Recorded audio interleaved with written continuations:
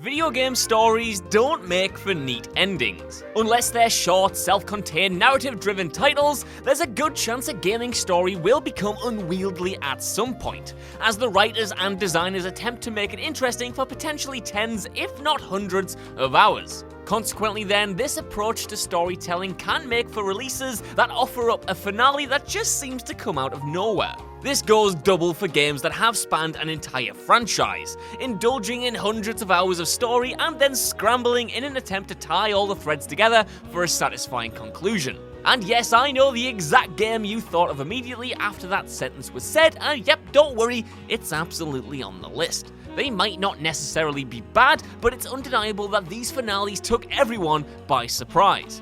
I'm Josh from WhatCulture.com, and these are 9 insane video game endings that totally came out of nowhere. Number 9, Nier Automata. Technically, about 20 of Nier Automata's many endings could have made it on this list, as they're all equally ridiculous and surprising, but it's the main proper ending that's the most mind-blowing because of just how definitive it is.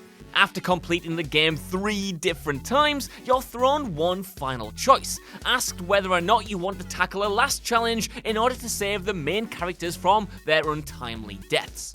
Obviously, you're not a monster, so you say yes, and are kicked into the title's final set piece, a bullet hell sequence set in the game's credits where you have to shoot the names of the other people who actually made the game. It's extremely punishing, and eventually you're asked whether you need assistance, which comes in the form of gamer tags from other people who have also completed the mission. A credits brawl in general is already a weird way to finish a game, but then Nier throws you one final curveball. You can delete all your saved progress and join the ranks of the gamer tags, or you can hold onto it and hope other people have made the sacrifice to help others beat the game. Number 8, The Witness. So this is technically more of a secret ending than anything else, but it's so outrageously meta that it more than deserves a spot on this list. It's kind of convoluted to figure out how to trigger the climax, but the general gist is that you have to find a hint in the challenge rooms that'll direct you back to the puzzle that unlocked the very first gate in the game. Though it's already technically complete, the hint will show that there's an alternate answer you can input, which will fire a beam of light off the gate into the air. Align the light with the sun to unlock yet another puzzle, and once you've finished that, you'll open up a gateway out of the game itself. Follow this, and eventually, you'll end up leaving the code of the game and entering the real world. What comes next is an FMV, all shot from the perspective of the game's designer Jonathan Blow. It essentially puts you in the mind of the developer, as he goes about his daily routine, stretching, going to work, playing around with the figures on his desk, and completely smashing the fourth wall. Number 7, NBA 2K16. In one of the strangest moves the gaming world will ever see, 2K drafted writer, director, and all-around legend Spike Lee in to craft the story mode for NBA 2K16. Titled Livin' the Dream, the Spike Lee joint cast you as Freck. Or is it Freak? I can't remember, I just know that it's short for Frequency Vibrations, which is the best name of all time. A player who, through hard work, manages to climb the ranks of the NBA. However, it isn't all just glitz, glam, and basketball, which is absolutely going to be the title of my autobiography, by the way, and there's a huge dramatic focus surrounding Freck's personal life. The ingredients were there for a really special story, but the execution wasn't exactly flawless, and all this drama kind of resulted in a weird, tonally inconsistent hodgepodge of just cutscenes. Even worse, it has a strange ending that serves as a dour, if admittedly explosive, cap on the experience as a whole. It turns out your character's childhood friend Vic is killed in an apparent suicide via an intentional car crash, and the title ends with his ghost making his way to an abandoned basketball court and reading his goodbye note to the camera. It's well acted and the music gets the heartstrings going, but it's such a strange, surreal ending, even in a story mode as strange and surreal as this. Number 6, Assassin's Creed 3. Assassin's Creed 3 was the apex of Ubisoft's late 2000s/early 2010s indulgence. Although it was the third numbered title, the series had been growing larger with yearly releases for far too long, spanning a mad story about time travel, gods, and an incoming apocalypse via a solar flare that the developers of the third title had the misfortune of attempting to wrap up. Finishing the story of Desmond, the title essentially ends with an impossible choice. The hero can either doom the world to its fiery destruction, or trust Juno, an all-powerful, mysterious alien god thing, to save the world, but he has to sacrifice his own life in the process. The actual consequences of this decision are never properly explained or explored, and the series' main story essentially concludes with the player dead and a benevolent demigod set to preside over humanity. Hooray! Future games wouldn't even attempt to really make sense of it either, opting to pull away from the grand overarching story in general. Number 5, Fear 2. Fear 2 is one of the very best horror games of the 2000s, mixing genuine Japanese-tinged horror with satisfying first-person shooting that didn't undercut the scares.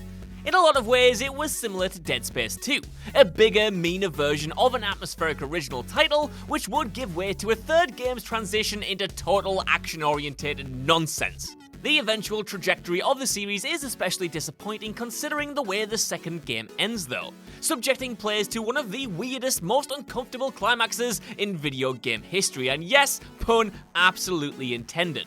The entire game is centered around Alma Wade, a creepy undead child who can twist reality and essentially has the power to turn the entire world into a living hellscape. As a Spec Ops soldier called Beckett, you're tasked with taking her down, with Alma occasionally shedding her younger girl visage for an older, more sexually provocative image. Just when you think you've completed your mission during the game's final moments, however, your vision starts to cut back to reality, where Alma is sexually assaulting Beckett, revealing the entire final mission to be nothing but a hallucination. Instead of stopping her, you've actually impregnated her, and the sequel ends on the promise of Alma's child bringing about the apocalypse. Good work. Number 4, Inside. Inside's entire story is purposefully abstract and ambiguous, so it's probably no surprise that its ending makes just as little immediate sense as the rest of the game. You play as a boy attempting to navigate a dangerous dystopian city built on the slave labor and mind control of humanoid husks. Eventually, you make your way through to a huge science complex where a bunch of officials are experimenting on the Huddle. Essentially, it's a big blob of people, limbs, and consciousness, a horrifying creature that's essentially the personification of the hangover fear I feel every Sunday morning. You infiltrate the tank it's being kept in, free it from its confines, but get sucked into the Huddle itself, now part of its amalgamation of bodies. Using its power, you break out of the complex, destroying it in the process, and escape the walled city and roll down into the coastline before being bathed in beautiful, optimistic light. It's a strangely hopeful ending, but it's one that's a bit of a head-scratcher. Even worse, the optimism of the resolution is undercut by the fact that this exact scenario has been built in miniature in the lab before you break out, suggesting your so-called escape was actually anything but. Number 3, Far Cry 5. Far Cry 5's story, for the most part anyway, is pretty compelling. Spending hours taking down Joseph Seed and his religious cult family, you're subjected to the kind of end-of-the-world rhetoric that's defined these groups both in fiction and in real life, with the assumption that they're using doomsday prophecies as merely a means of manipulation and control. However, after you complete the proper ending of the game and attempt to take Seed into custody, there's a final twist. That being, he was right all along. Just as you're about to lock him up, a nuclear warhead detonates a few miles away, and the suggestion is that whether or not the villain had actually any control over the outcome, his vision of an apocalypse was totally correct. From here, you attempt to outrun the blast, and the game ends with both you and Seed making it to a fallout bunker, safe and apparently sound. The only problem is, Seed managed to get the upper hand in the struggle and has taken you hostage, forced to live out the end of the world as his captive. At that point, the atomic fire outside probably looked a little bit appealing. Number 2, Metal Gear Solid 5.